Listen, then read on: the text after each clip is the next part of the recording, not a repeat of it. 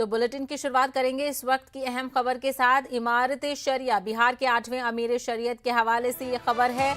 इमारत शरिया बिहार के 8वें अमीर शरीयत का इंतखाब होना है। आपको बता दें कि अमीर शरीयत के इंतखाब में तात्तुल अभी बरकरार है। पटना में इंतखाबी अमल जारी है। अब वोटिंग के जरिए इंतखाब अमल में आएगा।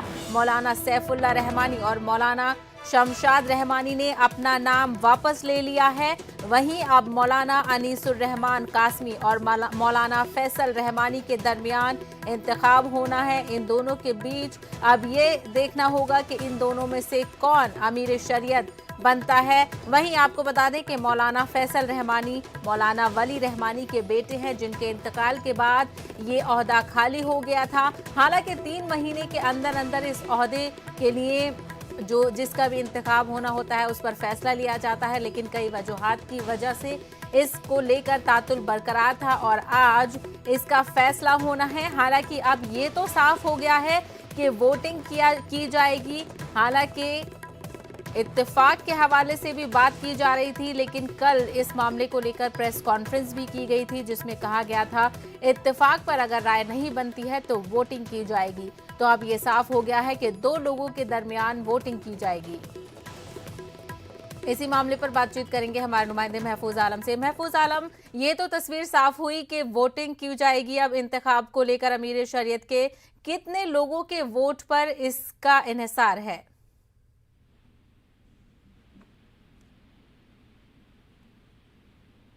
जी महफूज, क्या आप मेरी आवाज सुन पा रहे हैं महफूज? चलिए, तो हम अपने नुमाइंदे से राब्ता करने की कोशिश करेंगे। इस मामले पर मजीद तफसील वो हमें बताएंगे। तो इस हवाले से हम आपको बता रहे थे कि इमारत शरिया बिहार के 8वें अमीर शरीयत का इंतखाब होना है। इसको लेकर तमाम तैयारियों की तस्वीरें आप देख सकते हैं। बड़ी तादाद में लोग मौजूद हैं। हालांकि इस पर तातुल बरकरार है और सिक्योरिटी के भी सख्त इंतजामात किए गए हैं। वहीं मीडिया को इसमें अंदर जाने की इजाजत नहीं दी गई है। चलिए, बातचीत करेंगे। हमारे नुमाइंदे महफूज आलम इस वक्त हमारे साथ जुड़े हैं। महफूज, ये तो तय हुआ कि अब वोटिंग होगी, 2 लोग आमने सामने हैं। कितने लोगों की वोटिंग पर इस का इन्हिसार है? अब देखिए, अरबाब हल वक्त में 851 मेंबर होते हैं। यहाँ प्रोग्राम में करीब 750 लोग मौजूद हैं। अभी तक 3 लोग उम्मीदवार थे अमीर शरीयत के। मौलाना खालिद सैफुल्लाह रहमानी ने अपना नाम वापस ले लिया है और मौलाना अनीसुर रहमान कासमी और मौलाना फैसल रहमानी के बीच जो है सीधा जो है एक तरह से कहे मुकाबला होगा। अब इसमें तय ये करता है कि अरबाब हल वक्त के मेंबर जो है किनको इंतखाब करते हैं और किनको जो है वो अमीर शरीयत बनाते हैं, चूंकि ये पूरा का पूरा अख्तियार उन्हीं के पास है। जिला इंतजामिया जो है उनकी निगरानी में, जिला इंतजामिया की निगरानी में वोटिंग हो रहा है। एक डब्बा दिया गया है और सादा कागज दिया गया है जिस पर जो है इमारत की मोहर है।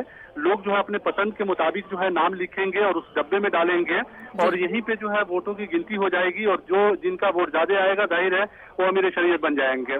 यहाँ से एक सवाल ये भी जाता है लोगों के बीच में, चूंकि इस बात को लेकर पूरे दिन जो है कोशिश होती रही कि इत्तेफाक राय से अमीर शरीयत का इंतखाब कर लिया जाए, क्योंकि यहाँ पे इमारत शरिया की जो तारीख है उस तारीख में ये पहला मौका है जब 2 उम्मीदवारों के बीच में बाकायदा वोटिंग हो रहा है।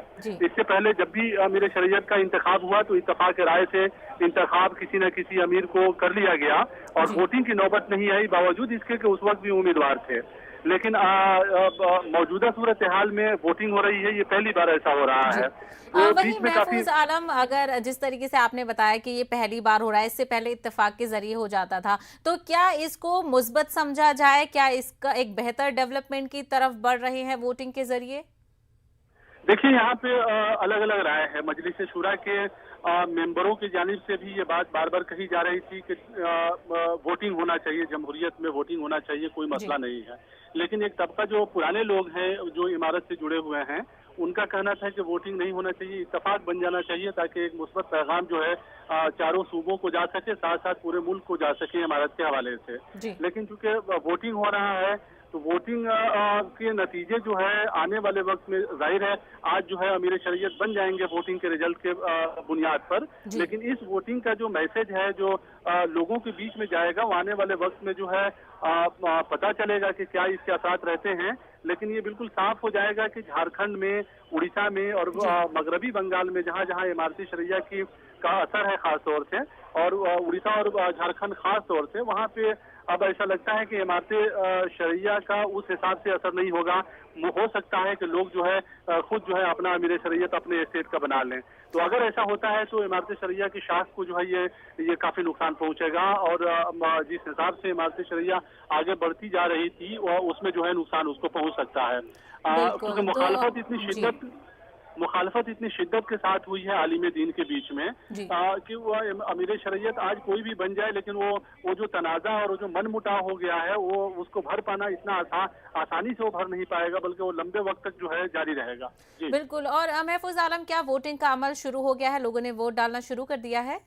जी, वोटिंग का अमल शुरू हो गया है, लोगों ने वोट डालना शुरू कर दिया है।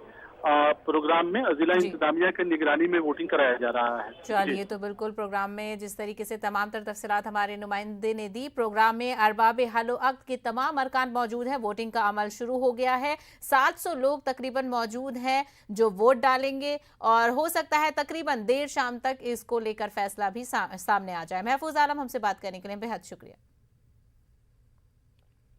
आगे बढ़ेंगे। लखीमपुर सानेहा के अहम मुलजिम आशीष मिश्रा आज क्राइम ब्रांच दफ्तर पहुंच गए हैं। दूसरे नोटिस में 11 बजे का वक्त दिया गया था, जिसमें आशीष मिश्रा को पुलिस के सामने पेश होना था, लेकिन सख्त सिक्योरिटी के बीच वक्त से चंद मिनट पहले ही आशीष मिश्रा क्राइम ब्रांच के दफ्तर पहुंचे। वाजे हो के इस हवाले से ममलकती वजीर और बीजेपी रुकन पार्लियामान अजय कुमार मिश्रा की रिहाइशगाह के बाहर 2 नोटिस चस्पा किए गए थे, जिसके बाद आज उन्होंने कोई बहाना न बनाते हुए पुलिस के सामने पेशी की। परिवारों से मैं मिला हूं, हर परिवार के सदस्य ने, उनके सहयोगी साथियों ने यही कहा कि जो दोषी हैं उनको सजा मिले, कानून जो सजा देता है वो सजा मिले उनको, और कार्रवाई हो, उन पे सख्त कार्रवाई हो। और सरकार अभी भी सो रही है, सरकार अभी भी बचाना चाहती है।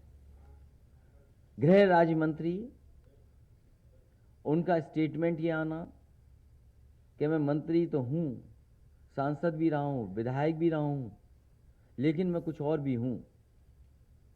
धमकी देना उन लोगों को जो किसान है, गरीब हैं।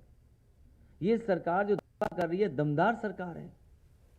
दमदार सरकार केवल ताकतवर लोगों के लिए है। किसान जो अन्नदाता है उसके लिए सरकार नहीं है। अन्नदाता को कुचला है, कानून कुचल गया, संविधान की धज्जियां उड़ा दी, और माननीय सुप्रीम कोर्ट क्या कह रहा है। और एक बार नहीं कोर्ट से ये टिप्पणी आई, कई बार कोर्ट ने ये कहा है कि उत्तर प्रदेश जंगल राज है, कानून व्यवस्था चौपट हो गई, ध्वस्त है। और उसका परिणाम देख लीजिए क्या है। इसलिए जनता देख रही है, आने वाले समय में भारतीय जनता पार्टी का सफाया होगा। वहीं नवजोत सिंह सिद्धू का अनशन खत्म हो गया है। लखीमपुर सानेहा में मारे गए सहाफी के घर में एहतजाज कर रहे थे नवजोत सिंह सिद्धू। आशीष मिश्रा के क्राइम ब्रांच हाजिर होने के बाद उन्होंने अपना अनशन खत्म कर दिया है। इस लड़ाई में आज जीत हुई है, किसान भाइयों की जीत हुई है, कश्यप साहब के परिवार की जीत हुई है, क्योंकि उन्हें मुआवजा नहीं चाहिए था, मुआवजा से ज्यादा उन्हें न्याय चाहिए था। समझिए, लवप्रीत, उसकी बहन ने कहा मुझे मुआवजा नहीं चाहिए, मुझे इंसाफ चाहिए। इसलिए ये सत्य का मार्ग हमें अपनाना चाहिए। हर राजनीतिक व्यक्ति के लिए ये बहुत जरूरी है कि उसका कोई किरदार हो, क्योंकि किरदारों पे ही विश्वास होता है। Men of genius are admired, men of power are feared, but men of character are trusted. ये यकीन वापस आना चाहिए। किसान भाइयों के इस पवित्र सत्याग्रह में यदि प्राणों की आहुति भी जाती तो कोई गम नहीं था, क्योंकि वो कर्तव्य पथ था, वो फर्ज था। आखिर में ये कहता हूं कि योद्धा वही जो जूझे रण के अंदर, मित्र वही जो समय पे काम आए, योगी यति मानव की मति, सत्य के मार्ग पे चल के ही परम पद पाए। सत्यमेव जयते। न्यूज 18 उर्दू की खबर ने एक बार फिर अपना असर दिखाया है। एमपी के जिला राजगढ़ के पिछौर में मिसाली कब्रिस्तान की खबर को मध्य प्रदेश जमीयत उलमा और सद्भावना मंच ने संजीदगी से लेते हुए रियासत में मिसाली कब्रिस्तान बनाने की तहरीक शुरू कर दी है। जमीयत उलमा और सद्भावना मंच के अरकीन ने मिसाली कब्रिस्तान बनाने की मुहिम का आगाज राजधानी भोपाल के तारीखी हिलालपुर कब्रिस्तान से किया है। हिलालपुर का तारीखी कब्रिस्तान 150 साल से ज्यादा कदीम है और इस कब्रिस्तान में मुमताज नाक़िद डॉक्टर अब्दुल रहमान बिजनौरी भी मदफून हैं।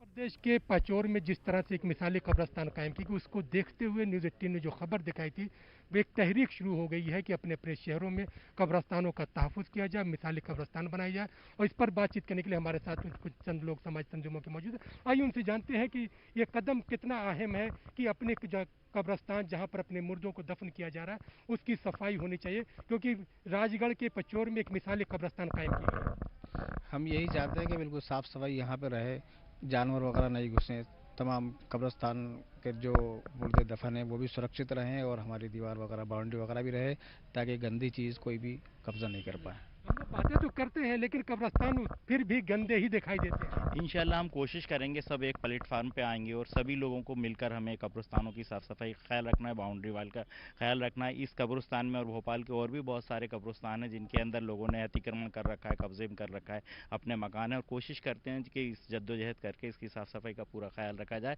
इंशाल्लाह ये वादा है हमारी पूरी कौम का कि हम अपने कब्रिस्तानों की बाउंड्री वाल, पेड़ पौधे वगैरह जो भी ज़रूरी होगा वो साफ़ सफाई का ख्याल रखेंगे। साफ सफाई का ख्याल रखेंगे। माहौलियात की बात की जा रही है, जब साफ सुथरा होगा तो यकीनी तौर पर जो लोग कब्रिस्तान आएंगे वो एक अच्छे माहौल में फातिहा पढ़ सकेंगे। बिस्मिल्लाहिर्रहमानिर्रहीम। देखिए, पाकी जो है हमारे यहाँ आधा ईमान करार दिया गया है, यानी पाकी जो है वह आधा ईमान है। सफाई ज़ाहिरी बात है कि हमारे यहाँ नज़ाफ़त का इतना बड़ा मकाम है, सफाई का इतना बड़ा मकाम है कि आधा ईमान है, बाकी जो इबादत हैं वह आधा ईमान में आती हैं। तो हमें इसका तो बहुत ज़्यादा ख्याल रखने की ज़रूरत है कि हम अपने कब्रिस्तानों के बहुत अच्छे से साफ़ सफाई रखें, वहाँ किसी किस्म की गंदगी ना होने दें। इसी तरीके से जिन लोगों ने रात में इनको अड्डे बना के रखे हुए हैं उन लोगों से भी, उन शरपसंद अनासिर से भी जो इसको पाक साफ़ रखें। ये महल्ले की और महल्ले की कब्रिस्तान कमेटी की जिम्मेदारी है कि वो इनको हर तरीके से इनकी हिफाजत करें, इनको बचाएँ और इनके अंदर साफ़ सफाई का इंतज़ाम करें और शरपसंद अनासिर और गंदे काम करने वाले लोगों से इसकी हिफाजत करें। तो इंशाल्लाह बेदारी लाई जाएगी और अपने अपने इलाके के कब्रिस्तानों को दुरुस्त करने की कोशिशें की जाएंगी। और देखिए, आवाम तो अपनी तरह से तैयार भी है। जहां तक कुछ अखराजात का मसला होता है जिसके लिए मध्य प्रदेश वक्फ बोर्ड और जो तहफ़्फ़ुज़ कमेटियाँ, देखिए कब्रिस्तानों की तो कोई दीगर आमदनी नहीं होती है, वो जो है वक्फ बोर्ड और ये लोगों को करना चाहिए, पर अब आवाम अपने अपने अखराजात से इसको करने की कोशिश करेगी इंशाल्लाह। तो मैं ये समझता हूँ कि जल्द अज जल्द भोपाल शहर के कब्रिस्तान भी देखने लायक बनेंगे। उस तहरीक का मकसद यही है कि कब्रिस्तान की सफाई हो, मिसाली कब्रिस्तान कायम हो, और जब लोग अपने बुजुर्गों को, वो लोग जो दुनिया से जा चुके हैं, उनके मज़ारात पर जब पहुँचे, कब्रों पर पहुँचे, तो उनको किसी तरह की कराहियत का एहसास ना हो, बल्कि खुशनुमा माहौल में, खुशगवार माहौल में वहाँ पर बैठ कर फातिहा पढ़ सके, उनका भी जी खुश हो और जिन जो वहाँ पे मदफून है उनको भी रूहानी तकलीफ ना हो। भोपाल से जो है इस तहरीक को शुरू किया गया है। उम्मीद की जा रही है कि जल्दी पूरे मध्य प्रदेश में इसका एक मुस्बत नतीजा देखने को मिलेगा। कैमरामैन मोहसिन खान के साथ मेहताब आलम, न्यूज़ 18 उर्दू, भोपाल। कोरोना वबा के दौरान बाहमी इमदाद और इन्हिसार का जज्बा मुस्तहकम हुआ है। मुल्क इस वबा से मुत्तहिद होकर मुकाबला कर रहा है। टीकाकारी के ऐलान के बाद हम बेहतर ताउन करें जिससे हम कोरोना को मात देने की जानिब कदम बढ़ा सकें। नेटवर्क 18 इस मुहिम में हर कदम पर आपके साथ रहेगा। जब तक सभी महफूज नहीं तब तक कोई महफूज नहीं होगा। इसी सोच की बुनियाद पर हमारी मुहिम संजीवनी का मकसद ये यकीनी बनाना है कि वैक्सीन पाना सभी हिंदुस्तानियों का हक है। फिलहाल रुकेंगे एक ब्रेक के लिए।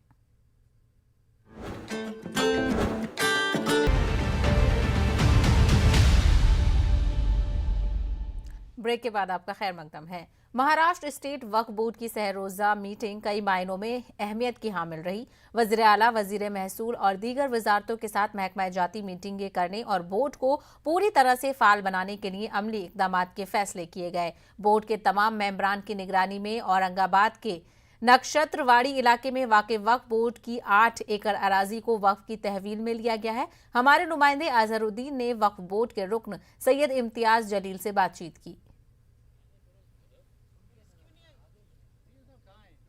महाराष्ट्र स्टेट वक्फ बोर्ड की सह रोज़ा मीटिंग में पहली मरतबा ये हुआ कि वक्फ बोर्ड का कोरम कंप्लीट हुआ, तमाम मेंबरान मीटिंग में मौजूद थे। सह रोज़ा मीटिंग में क्या क्या हुआ ये जानने के लिए हमारे साथ MP इम्तियाज़ जलील साहब है, उन्हीं से जानते हैं सह रोज़ा मीटिंग का अहवाल। जी इम्तियाज़। जी देखिए, ये सही बात है कि शायद मेरे हिसाब से 20 साल के बाद ऐसा हुआ है कि एक पूरा बोर्ड पूरी तरह से मुकम्मल हुआ है। 11 मेंबरान है और लगातार हम लोग 3-3 दिन की मीटिंग्स लेते हैं, जिसके अंदर पहले दिन है तो बोर्ड के ताल्लुक़ से जो मीटिंग्स होती है वो होती है, और बाकी 2 दिन जो है वो हियरिंग्स होती है, जहाँ पर जो डिस्प्यूट चल रहे हैं पूरे महाराष्ट्र के अंदर। बहुत बड़ी पेंडेंसी है अगर देखा जाए तो। महज रजिस्ट्रेशन की अगर बात करें तो अभी 2000 रजिस्ट्रेशन होना बाकी है, चेंज रिपोर्ट्स है, ऐसे बहुत सारे बातें हैं जिसकी वजह से काफ़ी लोगों को दिक्कतों का सामना करना पड़ता था। बोर्ड के मेंबर्स पूरी तरह से बैठ रहे हैं सुबह से लेके शाम तक। पिछले टाइम तो रात में 12 साढ़े 12 बजे तक मीटिंग चली थी। तो ये सब है तो लोगों के लिए, और एक विजिबल चेंज है तो आपको दिखाई देने वाला है। और आपने जैसा कहा है कि हम सिर्फ महज 4 दीवारी के अंदर बैठ के चर्चा नहीं कर रहे हैं। ये पहली मरतबा पूरे बोर्ड के इतिहास के अंदर पहली मरतबा हुआ है कि पूरे बोर्ड के मेंबर सड़क के ऊपर उतरे हैं, और सड़क के ऊपर जाकर है तो फिज़िकली पोजीशन लिए है कि ये हमारी वक्फ की ज़मीन है, इसके ऊपर कोई लोगों ने है तो कब्ज़ा कर लिए है, इल्लीगल तरीके से उसको बेच दिए है। तो उसको जाकर कल हमने औरंगाबाद के नक्षत्रवाड़ी इलाके के अंदर 8.5 एकड़ ज़मीन जो बची हुई है उसके ऊपर हमने ताबा लिए है, वहाँ पर जाकर बोर्ड लगाए हैं। अफसोस की बात यह है कि 24 एकड़ की ज़मीन थी, तो आखिर किसने बेचा है, किन के इशारों के ऊपर बोर्ड के अधिकारी कर्मचारी खामोश क्यों बैठे थे। तो ये सब बातों की छानबीन होंगी। और मेरी पर्सनली तो मंशा ये है कि मैं बहुत सारे लोगों को है तो जेल में देखना चाहता हूँ। मुझे बड़ी खुशी होगी कि कुछ वक्फ बोर्ड के कर्मचारी अगर जो ये धांधलियों के अंदर मशगूल थे और ये वक्फ की ज़मीनों को हड़प कर रहे थे या हड़प करने में मदद कर रहे थे, तो उनके हाथों के अंदर हथकड़ी देखने का मेरा एक ज़ाती तौर के ऊपर बड़ी मुझे पर्सनली खुशी होगी। ये थे इम्तियाज़ जलील साहब। इनका साफ कहना है कि वक्फ बोर्ड की और वक्फ जायदादों को बचाने का मसला जो है सिर्फ मेंबरान पार्लियामेंट या वक्फ अरकान का नहीं, बल्कि अवाम को भी इसके लिए रास्ते पर उतरना पड़ेगा, अपने हुकूक़ के लिए जद्दोजहद करना पड़ेंगी। उसी वक्त जो है तो वक्फ बोर्ड का और वक्फ प्रॉपर्टी का नक्शा बदल सकता है। अजहरुद्दीन, न्यूज़ 18 उर्दू, औरंगाबाद। महाराष्ट्र के काबीनी वजीर नवाब मलिक ने प्रेस कॉन्फ्रेंस करते हुए एनसीबी की जांच पर संगीन इल्जाम लगाए हैं। उन्होंने कहा है कि एनसीबी बीजेपी हुकूमत के इशारे पर काम कर रही है। नवाब मलिक ने एनसीबी से पूछा कि जिन 11 लोगों को एनसीबी ने हिरासत में लिया था उनमें से 3 लोगों को किस बुनियाद पर छोड़ दिया गया है, उनकी जांच का क्या हुआ। नवाब मलिक ने क्रूज छापेमारी मामले को सोची समझी साजिश से ताबीर किया है और कहा है कि एनसीबी ने बीजेपी से ताल्लुक रखने वाले जिन 3 को छोड़ दिया है, आखिर उन्हें कैसे छोड़ा गया। हालांकि उनकी गिरफ्तारी और एनसीबी दफ्तर लाने की तस्वीर मौजूद है। लोगों के बुलावे पे ही आर्यन खान वहां पे गए थे। हमारा सीधा सवाल एनसीबी से है कि 1300 लोगों के जहाज पर आपने रेड की,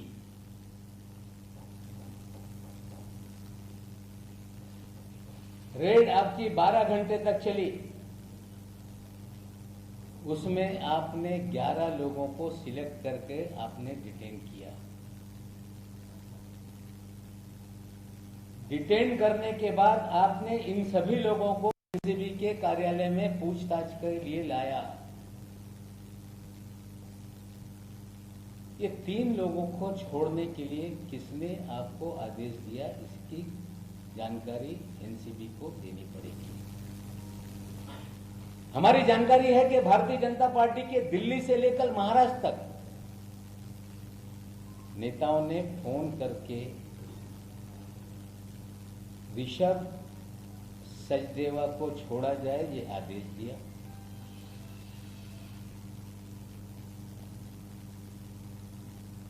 आमिर फर्नीचर वाला को छोड़ा जाए ये आदेश दिया।